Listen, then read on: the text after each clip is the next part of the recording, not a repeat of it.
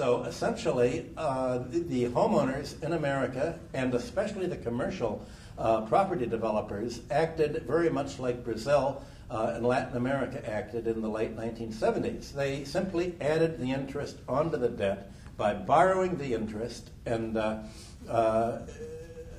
against the increased value of their property. Now, this is again what came out in Steve's report model. It is like compound interest, and it does grow if the only way of repaying the debts is to increase property by enough each year to pay the carrying charges on the debt. Now, if you get rid of the amortization carrying charges, if you lower the interest carrying charges, and if you just loan the borrowers enough money to pay this, then you're able to stretch out what normally would be the cyclical downturn for much more. And this came to an end in 2008, and the only papers that really have been discussing this are the Financial Times in London, for some reason. At this point, everything collapsed, and Wall Street said, the poor people have cheated us. They said they could repay the loans, and they can't. The whole capitalist system is resting on illiterate blacks. It's amazing. And they ran rings around us. They cheated us, and they broke down the economy. Never again. And so their idea of never again is today 90% of mortgage loans are insured by the U.S. government. So under the moniker of free markets, you have a totally government-supported mortgage market. Now, this is about the closest thing to Steve's 100% reserve and Chicago plan in practice that you could get. But they don't really do it, of course. I mean, here you have the government providing the credit, just like you want, the banks leaving it out. What we had in mind. It's not what you had in mind, exactly. Always be.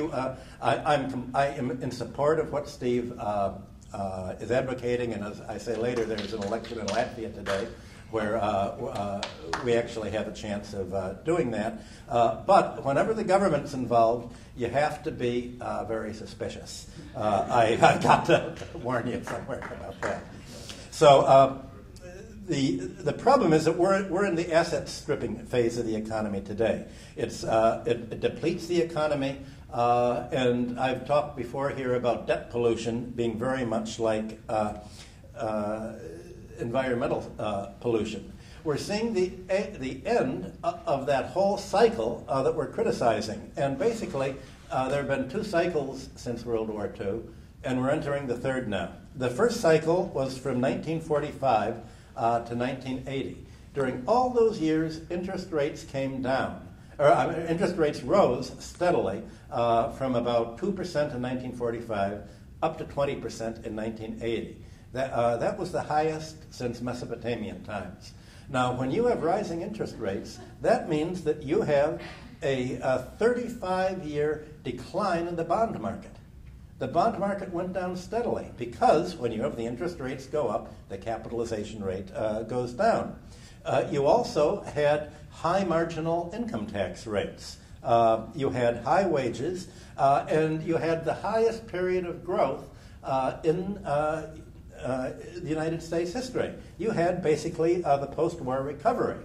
What you had from 1980 to about 2008 was just the reverse. You had a steady decline in interest rates.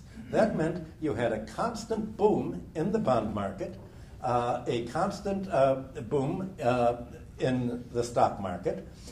You also had living standards come to an end. You'd think in every model you have, you'd think that when you lower interest rates, that all of this should have promoted a re-channeling of credit into productive industry. That didn't happen. You had the real estate bubble. You had the economy turned into a bubble. You had asset price inflation.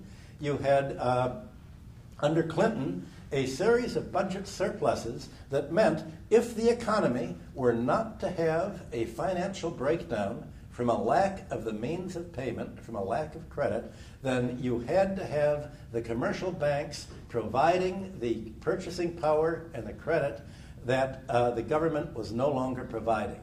This was the deliberate intention all over the world, to stop governments from running deficits so that the economy can increase its purchasing power only by the commercial banks creating credit on their keyboards for nothing and raking off the interest and portion of the capital gains at the same time.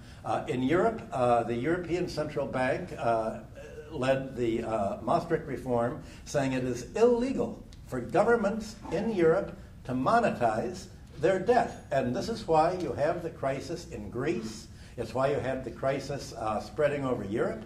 And it's why on Wednesday you had anti-austerity labor demonstrations all over Europe. Labor in Europe gets it. And what they get is a point that Steve made in his lecture yesterday, that when there is a loss in the economy and a capital deficit, it has to be made up out of labor, labor's fees. So what you're having in Europe is a labor squeeze.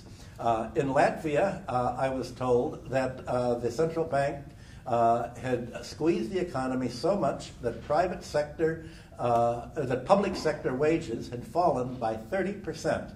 And they said, we're almost where we want to go. Another 10% will do it. And the idea is that private sector wages will follow suit by creating enough unemployment. When the Greek crisis came, Greece was told, why can't you be like Latvia? Latvia has become the poster child of neoliberalism. And it's having its parliamentary elections today. I just got a note saying that the four right-wing parties have joined together to promise to support the International Monetary Fund's program of closing down the schools. Half the schools have been closed down. Half the doctors have been told to emigrate. 1/3 of Latvian labor between 20 and 35 was essentially plans to emigrate. Where can it go? Because all of Europe is now being told to follow the same system. And the figure of 30% decline in public sector wages is used explicitly by the European Union on Wednesday in Brussels on the day of the anti-austerity strike. The European Union Commission passed a ruling saying governments that do not cut their budgets, governments that raise their public debt over 60% of GDP will be fined 0.1 or 2% of GDP per year to force them to follow the cutbacks of the public sector, to close down social spending. And the reason is there is not enough money to support living standards and pay the debts growing exponentially as they accrue arrears and late fees. And so somebody has to give, and it's going to be 99.8% of the population that's giving in Europe, supporting the 0.2% of the population that is concentrating all of the financial wealth in its own hands. The question is, where is labor going to go? A few months ago in Latvia, some of you were here who were with me, we talked to the bank examiners, and the bank examiners said, yes, Dr. Hudson, we realize that the system you described is unstable, that of course there's going to be a real estate turn down at some point, and our job is to maintain the solvency of the banks. So we've told the banks, forget about securing your mortgage loans by the value of the property. Get your parents, your children, your uncles, your aunts, your nieces and nephews, get them all to sign. So if you can't pay, the whole family, the clan, has a choice. Either emigrate en masse or spend your life in debt peonage. One of the candidates for the leading party, the Harmony Coalition, announced to Sweden, where most of the banks are, that they had no intention of subordinating the economy to neo-feudalism, that they'd thrown off Swedish control militarily 200 years ago, and they were not going to let Sweden achieve, by financial means, what the armies were not able to achieve 200 years ago. So today you have a situation where what used to be military conquest, conquering the land by military force and appropriating it on a hereditary basis, is now being done financially and peacefully, with much less overhead. The objective is still to obtain the land, but it's to obtain it by lending and foreclosure and then emptying out the country. And that is what's happening not only in Latvia, it's happening in Iceland, it's happening in all of the countries of Europe that are being neoliberalized.